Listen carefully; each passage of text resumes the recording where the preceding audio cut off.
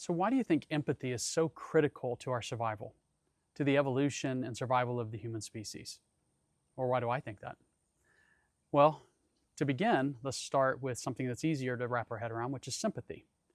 Most of us can have sympathy and experience sympathy, and pretty easily. Okay, for example, you can see a child that's starving, and you immediately have sympathy for that child. Now, you could also see an adult that's starving, and you could have sympathy for that adult. Most people can easily do that. But to take it a step further and to be empathetic, now that's a harder leap. Many say they have empathy, but a lot of them have trouble actually experiencing empathy.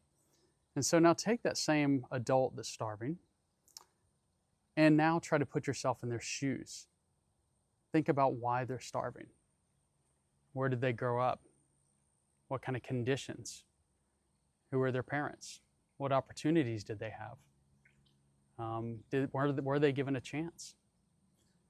Can you put yourself in that person's shoes? Can you walk a mile in that person's shoes? And that's being empathetic.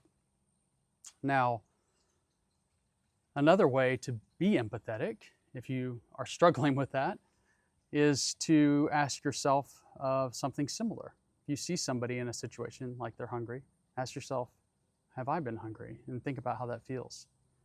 You see somebody that's, I don't know, been thrown in jail, and you think, well, yeah, that happened to me once.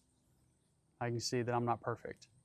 If I ever cheated, have I ever lied, ever I stolen, right? When you're looking at somebody and you're seeing that they've done those things, look at yourself and ask yourself if you've done those things. Can you be empathetic in that way by comparison?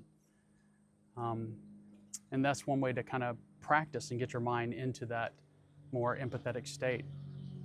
Another thing to consider is that when we're sympathetic and we see people all over the world, you can see somebody on TV that's in another country, and you immediately feel sympathy for them. There's a reason. It's because we're all connected. We're all connected to the divine spirit and to God, and we all come from the same place.